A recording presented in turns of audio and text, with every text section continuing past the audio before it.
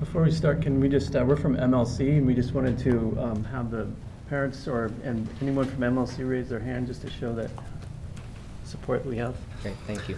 My name is Will Dart, D-A-R-T is the last name, and I'm here in support of MLC, Metropolitan Learning Center. My wife Catherine and I are parents to two MLC students, one who just graduated from 8th grade and one incoming 4th grader. Both of them have been at MLC since kindergarten. As many of you know, MLC has been around a long time. Over the years, it has built an incredibly successful alternative program with a focus on broad community collaboration and experiential learning. Students at MLC have always learned in a variety of non-traditional ways. They are encouraged to think for themselves, to respect others, and to take responsibility for their own learning. The school is by its nature a welcoming, inclusive community. There are students from all socioeconomic backgrounds, students from the LGBT community, students with specific learning challenges. MLC nurtures and encourages each one equally toward individual success. A couple of examples of the success that I talk about. The 2012 valedictorians of Riverdale, Lincoln, and Cleveland high schools each attended MLC, 2 from kindergarten through 8th grade, 1 in middle school. At least one of the 2012 valedictorians of MLC was on an IEP.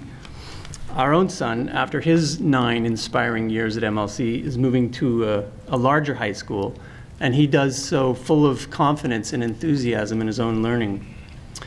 This extremely motivated learning is a common trait of MLC students, and it leads to consistently outstanding test scores. In short, this is the kind of public school that parents can often only dream about, and educators are constantly striving to create. Now, you may think that such a school would be supported by the district, maybe even held up as a model, but the current administration, coming up on its 3rd year at MLC, seems almost unaware of the success of this school. That time-honored collaboration with teachers and parents has all but disappeared. Many of the strongest pillars of MLC's alternative core have come under attack. There's clear resistance to the very nature of alternative education. Some families with IEP learners are beginning to suspect that they are no longer welcome at the school. None of us here thinks our school is a perfect school. We embrace change and evolution as long as it is done collaboratively and supports MLC's core mission. But for now, we are confused as to why such a success story seems to have been targeted for major repair. So we ask that you urge the district to adopt clear principal evaluation and placement practices so that schools such as MLC can continue to thrive and improve. Thank you. Hi, I'm Donna Martin, M-A-R-T-I-N, and I'm here to offer my support and ask for your support for our school, MLC. I have an 8th grader currently at MLC, and I also have a graduate who is actually the 2008 valedictorian of the school, a National Merit Scholar, and who just graduated Phi Beta Kappa from Reed College with a BA in chemistry. And when she did her speech at the valedictorian recognition meeting with the school board years ago, she actually praised PPS for offering this excellent alternative program at MLC. MLC is one of the oldest public alternative schools in the country. It's the only K-12 school in PPS, and it's a really good school. We have adapted to many changes over the years by working collaboratively with teachers, administrators, parents, and the school district. Not only do we deliver test scores that are regularly 20% higher than state and district averages, but we have enormous wait lists and low student turnover because we also have tremendous parent satisfaction. We're an alternative school with an experiential learning focus, so if you were to visit the school, you would see a lot going on. You would find not only teachers, but parents, community members, and even students teaching a huge range of elective classes, from capoeira to sound engineering to Shakespeare readings, and of course the infamous marimba band. You would see high schoolers taking college-length classes where they can not only focus deeply on subject matter, but they are also able to take spontaneous research field trips Or like my daughter, she could go off campus to take advanced courses at PSU for high school credit during the school day.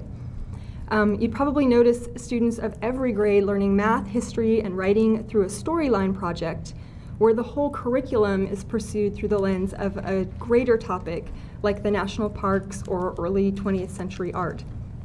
These academic traditions are designed to both teach curriculum and to create independent and engaged learners. It takes a lot of time and effort from the whole community to pull it off, and it represents a terrific reservoir of talent and frankly a pretty sizable monetary value.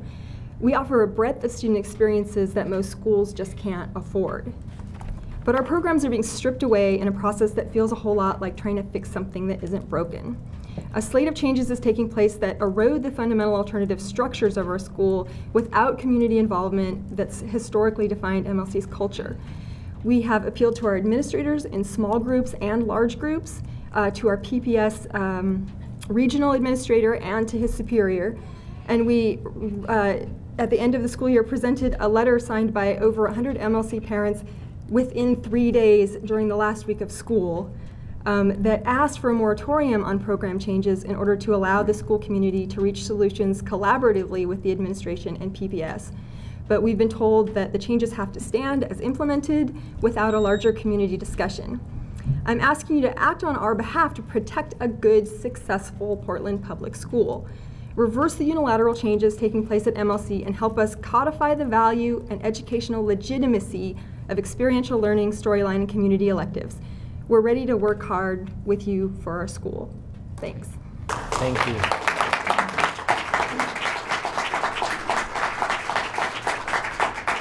Ms. Patterson. Our next two speakers are Randy Foster and Autumn Arms.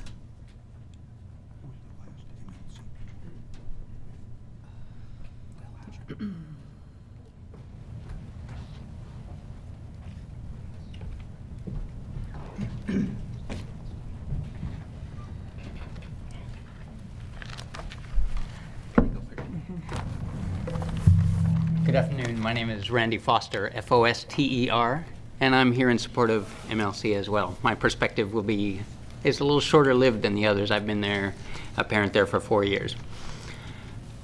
My daughter Nadia was destined to attend school at Metropolitan Learning Center since before she was born, since before our family ever moved to Portland, since before we had ever heard of MLC. Our family has a deeply held belief in the value of an experiential, whole student approach to learning. My wife and I are committed to raising Nadia as a child who thinks for herself.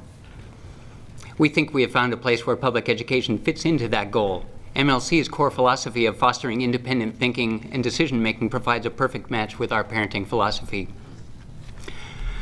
Due to my own non-traditional work schedule, I've been fortunate to spend significant amounts of time in the classroom with each of Nadia's teachers, and I've seen in depth how they each model MLC's 5 character traits: courage, compassion, self-discipline, integrity, and respect. Carole, her kindergarten teacher, is a 60-something woman who is nearing retirement and yet still enjoys the thrill and wonder of rock climbing with her kindergartners at the Portland Rock Gym.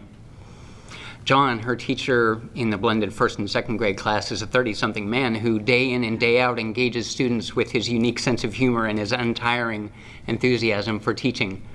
His consistently positive demeanor and ability to adapt his teaching methods to embrace his students' varied styles of learning provides a strong guiding presence to shape their independent development.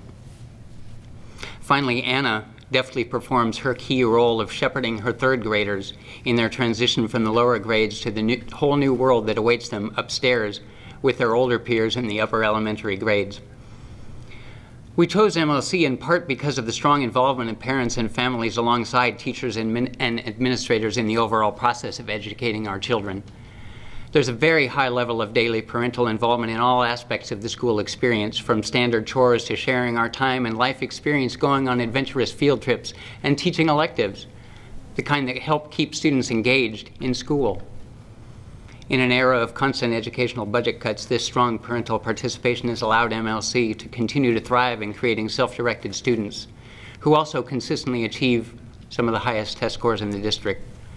Recently, I've had firsthand conversations with several veteran teachers who no longer feel supported in carrying out MLC's mission by the current building administration. and numerous parents, including myself, feel as if we are merely being handled and manipulated. This past year, there have been several significant changes that have been decided on and announced without meaningful input from teachers, students, and parents. Historically, all of MLC's key stakeholders have been welcomed into the process of adapting the school's programs to meet the changing needs of students, the district, and the state, while still staying true to its vision of experiential learning, character development, and service to the community. MLC has been thriving for 45 years using this collaborative process, and it can continue to work now. We need MLC's administration to recommit to an open and transparent process and to genuinely listen to input from teachers, students, and parents. As a team, we can work together to make necessary changes while still preserving all that is unique and successful about MLC. Thank you. Thank you. My name is Autumn Arms, and I'm here for MLC also. I've been there for 8 years, and I have 2 children that attended. My oldest son is the one who pushed to go to MLC. I had not previously considered an alternative program. Anthony was very shy and later diagnosed with social anxiety disorder, making it very difficult for him to participate in class or make friends, leading to him being bullied by kids and sometimes teachers. One of his teachers told us about MLC and felt that it fit our specific needs. We applied and were accepted, and Anthony started in 6th grade with Ned Haskell. The kids accepted my son immediately, even with all of his differences. I attribute that to the unique lessons they learn at MLC. I believe the attitudes of our children about themselves and others is directly linked to the character traits incorporated in each lesson by our amazing teachers. Those are integrity, respect, self-discipline, compassion, and courage. My youngest came in at kindergarten, and Anthony left at high school with friends to De La Salle. Within 2 months, trouble had started. Where he thrived before, he was now failing. Rigid rules, impersonal, large class size, no outdoors. He stopped going, and I got no support from the teachers, only threats about getting him to school. In 2009, my son attempted suicide and was hospitalized. He lost his entire freshman year.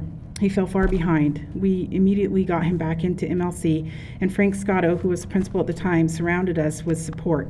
We put Anthony on an IEP for behavioral and emotional problems with allowances like timeouts, independent studies, and days off for counseling. In 2010 and 2011, we changed our vice principal, and he brought with him a foreign style to MLC, a more top-down, no excuses way of doing things. And many times the IEP was not honored. At times, they clashed a lot. At one time, the vice principal compared his daughter's success to my son's lack of, and he was glad he did not have to deal with that in his home. This, of course, instigated a negative emotional response, leaving my son completely out of control. It seemed he had encountered yet another bully, and it escalated, and eventually my son dropped out. MLC has a unique approach to alternative learning, helping and protecting these emotional children and helping them thrive. It's imperative that our leaders are familiar with this approach, or at least flexible and willing to learn and grow into it. We have experienced many losses that I believe are affecting our programs, but the greatest may be parent and student voices. Our administration is lacking in collaboration, and the fact that I feel that PPS has not to this point listened is very disappointing. MLC has been hugely successful for over 40 years, and to destroy that for any reason is irresponsible and leaves the children that find a safe haven at great risk, doing them a huge disservice. Thank you.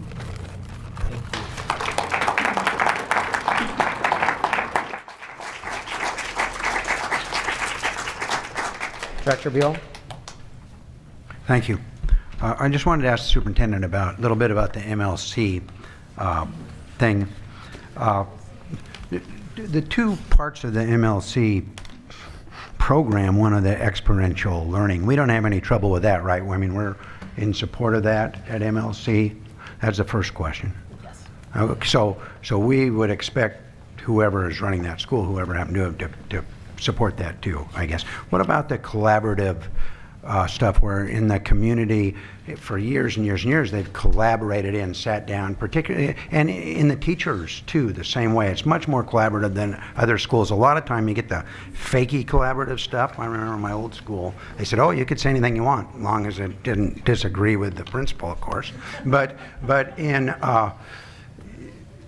it's always been, it seems, at MLC that's something that we've really held on to as a district. We've got this thing, and Director the district. Buel, what's the question? for Superintendent? I'd like to move us on to the other agenda. And so we're in support of that collaboration too? Yes, we are. And so we would expect whoever's the administrator of that school to support that collaboration in the things that have gone before, right?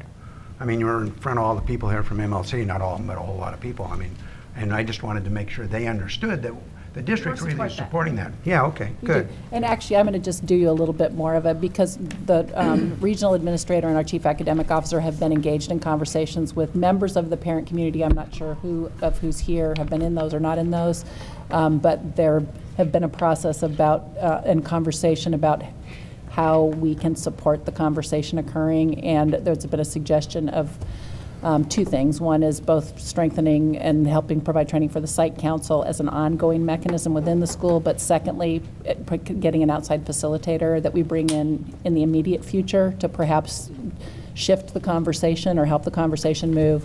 And so we have looked for the services of an outside facilitator, and I know there's dialogue occurring at the moment about timing and looking at trying to do that in mid-August so that it's happened before the start of the school year. So just to say, I know there's been active. The other is there was conversation about electives, the elective support, and I know the combination of the advocacy of parents and the advocacy of the principal for increasing capacity, that I know another 0.5 FTE was added to try and build back some of what people felt had lost. I know there's been movement on this and a lot of conversation, and our regional administrator in it, chief academic officer in it, I've been pulled into numbers of conversations. So just, I know a lot of work is going to try and break the stuck place and keep it moving and get you guys in a solid place by the time you're starting school in September. So.